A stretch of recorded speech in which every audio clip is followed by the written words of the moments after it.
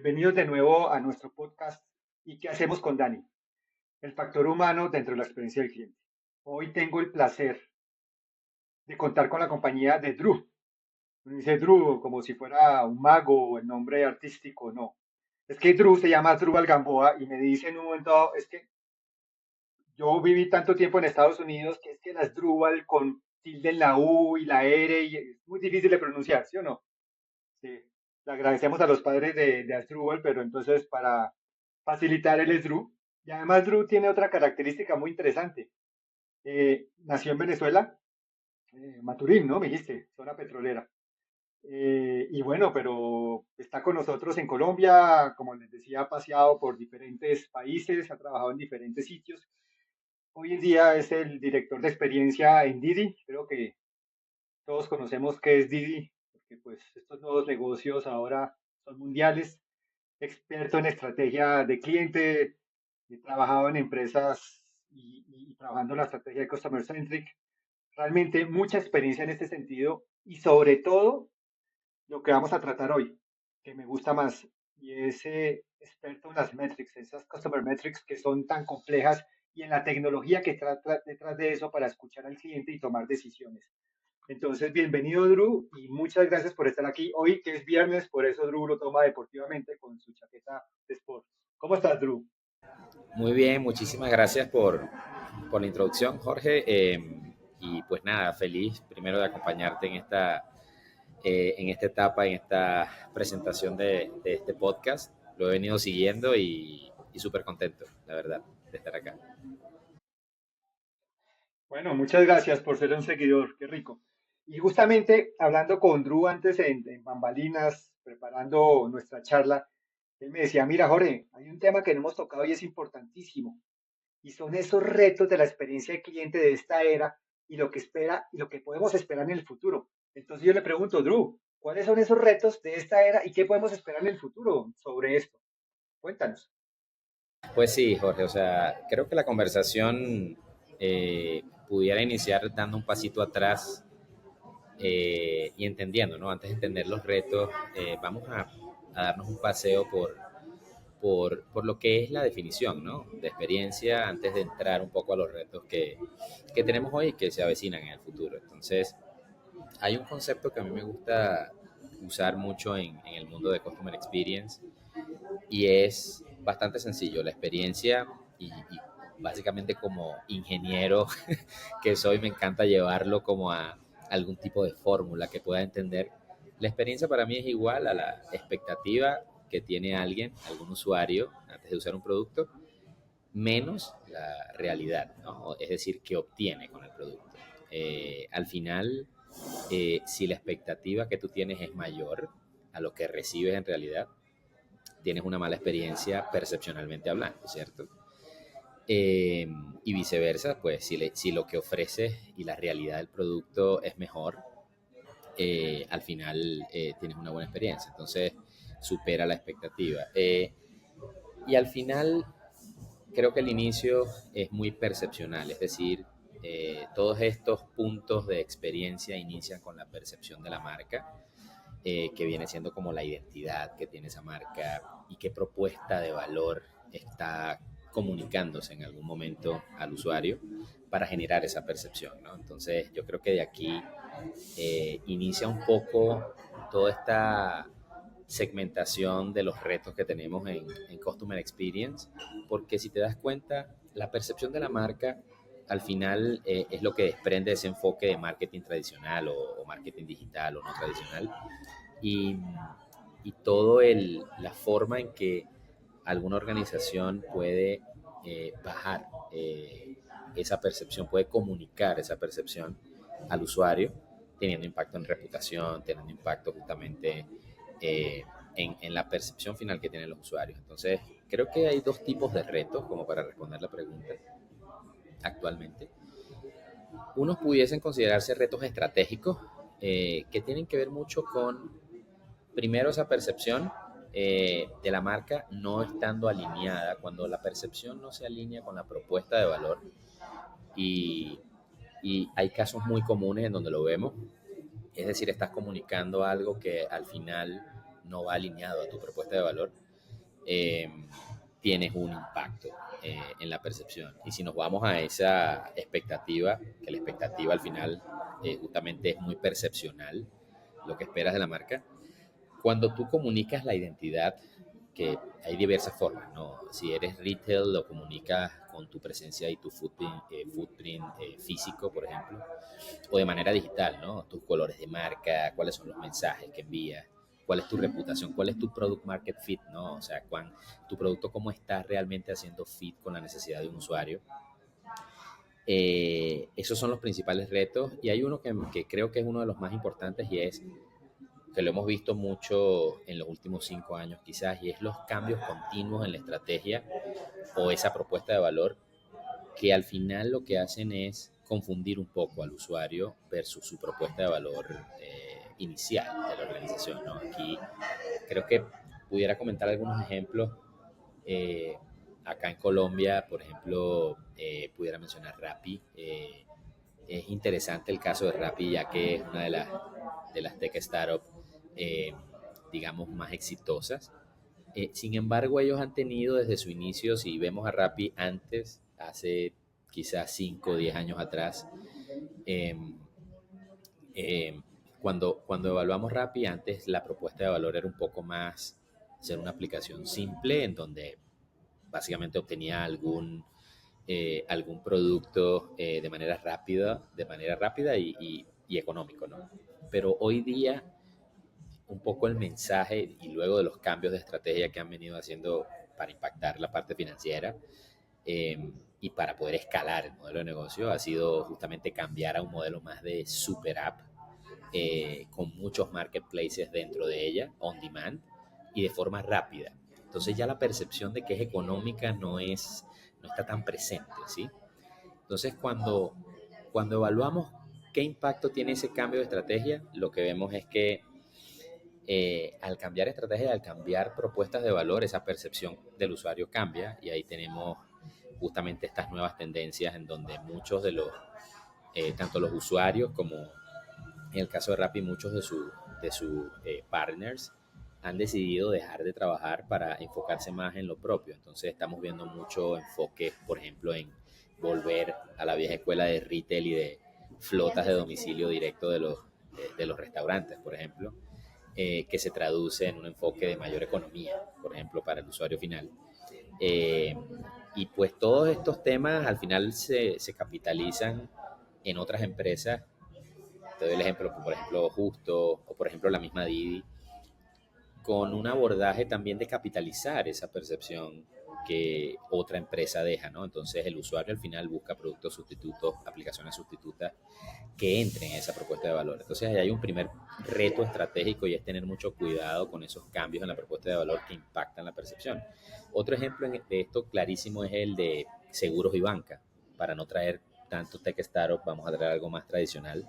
También se ven los negocios tradicionales cuando por ejemplo, un banco o una empresa que está enfocada en seguros y cuya identidad y la identidad que tratan de construir es más esa generación de confianza y de seguridad en el usuario de que pues el manejo de su dinero va a estar seguro, es confiable y es transparente, pero al final en la realidad lo que se entrega y lo que está sucediendo y lo vemos en muchas ocasiones sin decir nombres, pero más que todo en esa industria hay una sensación también de desconfianza, de inseguridad hoy día.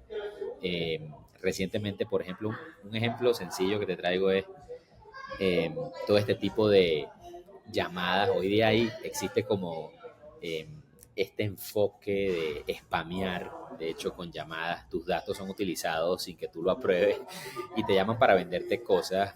Muchas de esas son seguros, por ejemplo, o temas relacionados a la banca. Y son como estas llamadas engañosas, ¿no? Donde no te dicen exactamente que te están llamando para venderte algo. Tratan de convencerte de que digas sí, no, lo que sea. Y al final terminas tú comprando algo que no sabías que te lo están descontando de la tarjeta y viene siendo un seguro alineado a todo ese portafolio que tienes con los bancos o con alguna empresa de seguro. Y esto al final lo que genera es una venta engañosa realmente y una falta de transparencia y eso hace que los clientes y los usuarios al final se pregunten si realmente tiene sentido o no continuar con esa relación, ¿no? Y es por eso que vemos que se está moviendo mucho también esta industria, por ejemplo, el caso de Nubank, en donde está capitalizando muchísimos usuarios que quieren algo mucho más sencillo, alineado a la propuesta de valor, más transparente, con menor impacto en costos, ¿no? Entonces creo que retos estratégicos, mucho de la propuesta de valor, los cambios y esa percepción e identidad que no está alineada a la propuesta de valor. ¿Y por qué lo menciono en CX?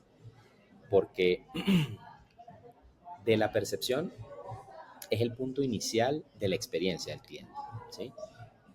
Más allá del journey, que vamos a hablar un poco más quizás adelante de esto, este es el punto inicial. El cliente entra con cierta percepción y por eso no podemos dejar de mencionarlo. Entonces, el reto más estratégico que creo que desde la parte de CX tenemos viene en cómo podemos alinearnos con la estrategia general y esa propuesta de valor de cada organización, cómo el equipo de CX y cómo esta estructura puede generar valor para estar alineados y generar esos insights que puedan cambiar la percepción más alineado con la propuesta de valor desde la voz del cliente, ¿sí? Y luego ya tenemos los retos estructurales, que ahí sí entramos un poco más en materia, quizás. Creería yo que existen varios tipos de retos ya más estructurales, no tan estratégicos, sino de estructura. Y ahí podemos mencionar ciertas tendencias. Después de la pandemia, lo que empezamos a observar fue que muchos negocios tradicionales empezaron fervientemente a digitalizarse, ¿cierto? No estaban en la nube, no estaban en las redes, no tenían detrás una estructura, si se quiere, de ningún tipo de datos, y esto cambió, ¿no? Pero no va a ser suficiente, el reto estructural hoy día es distinto, y hemos evolucionado muy rápido y ya las empresas están cambiando a ser empresas de base tecnológica, en donde sus núcleos son justamente esa integración de sistemas y datos, ¿no? Para poder tomar decisiones. Entonces, el uso de los datos creo que es un primer reto estructural, y lo que hemos visto es que más bien las empresas, la gran mayoría, se ha enfocado en digitalizar su propuesta de valor, pero más enfocados en abrir más canales y en llegar a más personas por un medio digital, eh, no tanto utilizando los datos eh, como todo, con esta ciencia de datos detrás para tomar decisiones. Eso es lo primero. Ese es el primer reto estructural. Entonces, digitalización versus base tecnológica podría ser. El segundo sería las etapas del Customer Journey un poco más en sinergia, ¿no? Ese es el segundo reto que considero estructural. Hoy día, estas etapas, como para resumir un poco en palabras el journey de un usuario, de un cliente en cualquier industria o negocio, obviamente tienes la adquisición, adquiriste al cliente, luego lo onboardeaste, el onboarding, y cómo trataste ese onboarding, para poder darle la entrada a tu producto o servicio. Luego tienes el ciclo de vida temprano, que es el Early Life Cycle, en donde ahí están las primeras, como los primeros toques que tienes directamente con el cliente utilizando tu producto. Y esto varía dependiendo de la industria, pero pudiese ser desde un mes a 3 meses quizás el ciclo de vida temprano del cliente, como para que realmente entienda la propuesta de valor y cómo le impacta. Y luego tienes las fases de engagement, que es donde realmente creas esa lealtad con el producto o servicio. La etapa de churn y de comeback, ¿no? Que vendría siendo el cliente se va porque decide irse por algún motivo, y luego comeback es aquellos que se van pero luego vuelven, ¿no? Entonces, en esta etapa tienes diversos toques, ¿no? Del cliente, y eso es lo interesante del journey. Y uno de los retos estructurales hoy día es que estas etapas necesitan de cierta estructura. Tú hablabas de métricas de CX, y CX al final eh, es transversal, debería ser considerada como, eh, desde el punto de vista con una transversalidad dentro de la estrategia de las organizaciones, y esto es un reto. Hoy día no es tan así. Muchas empresas siguen considerando Customer Experience como un área más, dentro de la organización no tan estratégica y la ven más de manera táctica, la gente sigue pensando en estos tiempos post-pandémicos que Customer Experience es servicio al cliente y no puede ser más distinto a eso. Digamos que hoy ya tenemos el Customer Experience o el CX en general engloba UX, que es el User Experience, UI, que es el User Interface, Customer Service, que es el servicio al cliente. Entonces tienes toda una gama de equipos y de métricas dentro de esto. Pero para resumir un poco las métricas más importantes eh, que están muy alineadas con la estrategia del negocio dentro del Customer Journey que acabo de mencionar. Entonces en la adquisición tienes el costo de adquisición, ¿cierto? Entonces esto lo maneja normalmente estructuralmente los equipos de growth, de crecimiento en las empresas, los que se encargan de adquirir a un menor costo para poder escalar el modelo de negocio. Luego tienes la etapa de onboarding la conversión, ¿no? ¿Cuánto conviertes después de que te costó tanto? No solo cuánto te costó, sino cuál es la tasa de conversión que tienes sobre toda esa estrategia de poder adquirirlos. Cuántos de los que trataste de targetear, de poder impactar con tu comunicación, lograste convertir a que usaran tu producto. Y pues ya viene la educación en el ciclo de vida temprano, todos los temas educacionales y en el ciclo de engagement, todo lo que es el lifetime value, ¿no? El valor del cliente en la vida en la que usa la aplicación. Y luego entra algo muy importante que es aquellos que se van, el churn y el comeback, ¿no? Y aquí entra esa métrica de experiencias rotas, broken experience. La podemos mencionar como broken experience rate, contactos por cantidad de órdenes, por ejemplo, que es el CPO o el contact rate, el defect rate, hay muchas formas de medirlo, pero todas estas métricas, si te das cuenta, tienen distintos equipos detrás de ellas hoy día. Ese es el reto estructural. Esa sinergia entre el journey y las estructuras de los equipos dentro de una organización son las que pueden, si se trabaja en sinergia, impactar cada una de las partes, cada una de las etapas del Customer Journey y al final, de manera transversal, dar feedback en cada una de estas etapas. Por ejemplo, te mencionaba equipos de growth al inicio, entonces luego tienes Customer Success, que aquí hay un gran debate entre, bueno, ¿cuál es la diferencia entre Customer Success y Customer Experience? Bueno, Success al final lo que busca es justamente ese impacto educativo desde el onboarding y desde el early life cycle y de engagement en esas tres. El Success está metido desde la parte educacional para poder dar ese feedback loop al usuario y guiarlo para que utilice todas las potencialidades del producto o servicio que estás ofreciendo.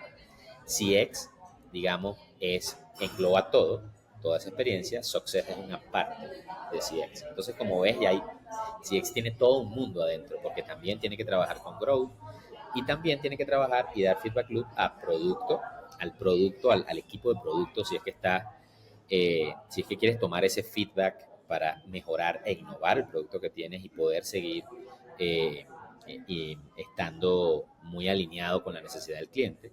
Y ese es el trabajo de CX en general, poder dar ese feedback loop y generar mejores políticas, ¿no? Mejores procesos que puedan atrapar y mantener al cliente enganchado, ¿no? Que es un poco lo que se quiere. Creo que en retos estructurales mencionaría estos y esos procesos que comento tienen mucho que ver con o sea, el equipo de CX y es el reto principal, eh, es el encargado de poder modelar estos procesos utilizando la voz del cliente como parte central de la generación de valor de vuelta al usuario. Y aquí es donde muchas empresas hoy día fallan porque siguen el status quo de los procesos que normalmente funcionan o simplemente midiendo ciertas métricas no tan alineadas a esto. Si no me contactan, simplemente asumo de que no están teniendo problemas, pero resulta que tenemos gran cantidad de usuarios que les llamamos en este mundo silent sufferers, ¿no? Que son los que sufren en silencio, pero básicamente no les estoy dando la oportunidad de contactarse. Entonces, todo estos temas para mí constituyen los retos estratégicos. Y por último, y no menos importante, es la toma de decisión con datos, que es la nueva tendencia. Me preguntabas un poco qué veo hacia el futuro, más allá de los retos hoy día estratégicos y estructurales. Dentro de los retos estructurales, el más importante, porque hoy día es tendencia y creo que va a cambiar mucho hacia adelante, es el uso de la inteligencia artificial generativa integrado pues, a los sistemas, integrado a todos los sistemas y a las políticas que estás construyendo y cómo usas los datos de los usuarios para generar valor de vuelta a toda esa cadena, no solo del journey, sino el feedback loop a productos, a políticas, y así poder crecer y escalar de una manera más sustentable. Creo que esto es lo más trendy el día de hoy y muchas empresas siguen en la digitalización sin cambiar a ser un modelo de base tecnológica para poder realmente usar los datos de mejor manera. Bueno, Drew, pero entonces, con esa explicación tan profunda y tan interesante de los retos estructurales y los retos estratégicos, pues yo me quedo aquí un poco asustado. O sea, la inteligencia artificial nos va a reemplazar, nos va a cambiar todo y el que no esté metido ahí, ¿qué va a pasar? ¿Cómo va a ser eso? Bueno, ahora mismo creo que hay mucho ruido, ¿no? Con, con la inteligencia artificial generativa, el uso que le estamos dando y las potencialidades que va a poder ofrecer, pero creo que para responder esa pregunta, más bien eh, la forma en que yo lo veo es que la inteligencia artificial es como, o ya está haciéndolo, ¿no? Es como un asistente personal con superpoderes, básicamente.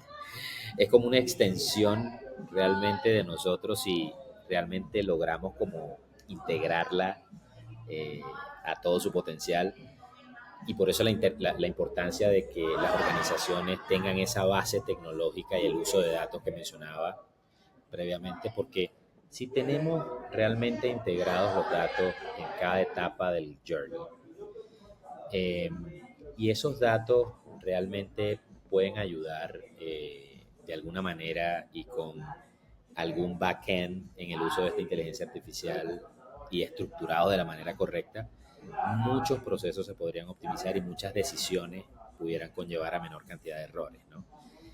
Pero justamente ese es el dilema. El dilema es esa conversión de digitalización, de empresa digital a empresa de base tecnológica y de integración de sistemas. Entonces, la respuesta creo que es no, no nos va a reemplazar, va a potencializar mucho de los trabajos o del enfoque operativo que hoy día tenemos, no solo en CX, en todas las áreas y de hecho en todas las industrias. Sin embargo, no serviría de nada si los datos que disponemos no nos sirven o no son correctos, ¿cierto? Es decir, si no está, si el uso de la inteligencia artificial, independientemente de la etapa en la que la estás usando, no está alineada y la arquitectura no es correcta, entonces lo que puede salir de ahí es decisiones totalmente equivocadas. Pero bueno, hoy día hay mucho ruido al respecto. La respuesta corta creo que es que no, pero creo que lo que sí está sucediendo es que se avecina un cambio trascendental que ya comenzó a suceder con toda esta nueva revolución de inteligencia artificial. Se avecina esa revolución de cambio en la forma en que las empresas hoy día están no solo estructuradas, sino los procesos internos de la empresa. Entonces, al final creo que esta transformación de digital a de base tecnológica va a ser crucial para las organizaciones, para que puedan sobrevivir todos estos cambios que están sucediendo. Entonces, creo que a futuro creo que podemos pensar, de hecho, en que esa evolución, imaginemos por un momento de que todas estas etapas del journey que comentaba están integradas con datos que permiten de una etapa a otra entender de mejor manera los segmentos de usuario y conocer mejor a los usuarios, cuál es el comportamiento de un usuario durante todo el journey y poder correlacionar eh, cada uno de esos comportamientos para entender de qué manera están usando el producto o servicio que estamos ofreciendo. Y luego tienes todos estos toques en el journey, nos contactan por ciertas experiencias rotas, pasan demasiados temas durante el journey. Imagínate ahora usar toda esa historia de un usuario con el superpoder de la inteligencia artificial generativa para poder predecir lo que un usuario, un bloque de usuario, un segmento de usuario puede hacer en cierta geografía, con cierto producto en cierto momento. Este superpoder creo que es el que hoy día hay mucho ruido detrás de él, pero es el que puede lograr que ese Customer Journey integrado con datos y con la arquitectura apropiada genere valor de vuelta al usuario por medio de las iteraciones que se hacen en el producto, luego de aprender del mismo usuario, ¿no? Y de los comportamientos del usuario. Y al final también es un tema de economía de escala, porque si optimizas procesos, disminuyes cantidad de defectos, al final impacta la experiencia, pero también impacta la forma en que el mismo producto va evolucionando y al final impacta financieramente de buena manera a la organización por menor cantidad de esfuerzo o recursos invertidos en producto, pero del otro lado también impacta al usuario, puesto que el usuario a veces no sabe que necesita algo hasta que lo necesita. Si tenemos esa capacidad de predicción, sería genial porque sería the ultimate experience, ¿no? Básicamente estar ya preparado porque sabemos que viene una necesidad del usuario antes de que llegue esa necesidad. Creo que hacia ese lado va, pero igual vamos a necesitar todas estas estructuras y estas integraciones de políticas y personas detrás entendiendo estos modelos, porque al final toda esta parte estratégica es difícil de que una solución se encaje con todo. Cada industria es distinta, cada producto es distinto, cada organización tiene una propuesta de valor distinta, por lo que copiar y pegar no va a funcionar. Entonces sí creo que va a haber ciertos impactos a nivel de optimización, pero no creo que la inteligencia artificial nos reemplace. Pero ahí, tú que trabajas en una empresa donde la tecnología es fundamental y es pionera en estos cambios, es más, no solo en tecnología, mira, están viendo el podcast y eso, te das cuenta que estás en un coworking, las nuevas formas de trabajo, los jóvenes allá atrás colaborando, o sea, es muy diferente a los que nosotros crecimos en oficinas separadas y demás. Pero, y me hace recordar un poco películas por ahí de los 80, Apocalipsis Now, Blade Runner en el 84, después hicieron una segunda parte ya más reciente, pero esto me suena como un apocalipsis tecnológico, o sea, o las organizaciones se ajustan a esto y evolucionan o se quedan atrás. ¿Es así? ¿Va a suceder esto? ¿Tú crees, Drew? Sí, una buena pregunta. Creo que este es el dilema en el que estamos todos ahora mismo con todo este ruido y se habla mucho de esto. Yo te menciono otra película que soy fan, Terminator, Skynet. Eh, al final, al final creo que hemos visto mucha ciencia ficción, pero al final como que se acopla con la realidad, ¿no? Pero creo que aquí mi respuesta es un poco pragmática. El cambio per se significa evolución. Eh, es decir, como salir del status quo, ¿no? En el que estamos. Entonces, de hecho, un ejemplo interesante es que normalmente cuando vemos la historia de las civilizaciones nos deja muy claro que las civilizaciones o el ser humano no evoluciona a menos que esté en el borde del abismo. Es decir, las civilizaciones que lograron emerger estuvieron a punto de extinguirse antes de evolucionar. Y creo que el ser humano tiene esa particularidad que es muy interesante y todos estos cambios están pasando por nosotros mismos. Nosotros mismos hemos llegado a este nivel de tecnología y al final de la necesidad a la innovación. Hemos venido innovando muchísimo a una velocidad impresionante, pero creo que lo has definido, o sea, creo que no sería tan pesimista diciendo que es como un apocalipsis, pero no está muy lejos de ser una revolución en donde sí vamos a tener que cambiar. Hoy las tendencias son muy claras. Por ejemplo, es clarísimo lo que está sucediendo con las energías limpias, ¿sí? Entonces, yo que vengo de ser estudiar mi pregrado en ingeniería de petróleo, estoy ahora más seguro que nunca que la era de piedra pasó, la era del petróleo va a pasar y vamos a irnos a una era de energías limpias, por ejemplo. Y así mismo pasa con la inteligencia artificial, que creo que al final es como una capacidad eh, que está empujando este cambio. Es uno de los componentes que empuja el cambio, pero justamente todavía no existe, hay mucho ruido, no existe todavía todo el ecosistema completo construido para que este cambio se genere. Esto lo vamos a ir viendo a medida que va pasando el tiempo y quizás va a ser muy veloz, pero ya comenzó, ya el cambio comenzó y las tendencias son, desde mi punto de vista, bastante claras. Entonces, primer punto, eh, creo que si no o sea, si una organización que hoy día está pensada estratégicamente sin concebir su base tecnológica como parte central de su estrategia para entender al usuario, mejorar procesos y todo esto, creo que están destinadas a fracasar en poco tiempo. Ese es el primer punto, es decir, vamos a empezar a ver muchísima tasa de caída y de empresas que están quebrando y no están logrando los resultados debido a que no pudieron ponerse al día con esta tendencia.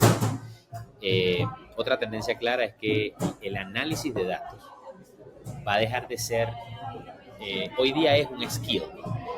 Cuando contratamos, buscamos colaboradores en las organizaciones, buscamos que tengan data analytics, pero ya es un must. Es decir, ya es algo que debe tener, como antes lo era el inglés, por ejemplo. Es una capacidad que vamos a tener que dar por sentado, el análisis de datos, porque al final codificar creo que ya lo está haciendo la misma inteligencia artificial, puede hacer códigos directamente. Entonces, pero el análisis de datos tiene toda esta parte un poco más creativa del ser humano, que es interesante e irreemplazable, y ahí es donde viene la parte más compleja de poder unir todos esos puntos para una estrategia, un compendio en general. ¿Sí? Y luego el journey conectado, ¿no? End to end. Creo que es la otra tendencia. Y si no cambian, definitivamente creo que muchas empresas van a estar destinadas a o evolucionan o simplemente se quedan allí sin poder evolucionar. Bueno, pues da un respiro y un alivio a que seguiremos existiendo pese a todo, se necesita alguien. Pues Drew, muchas gracias por toda esta conversación, todos estos temas que nos compartes. A ti, Jorge, mil gracias por la invitación nuevamente y pues nada, un abrazo.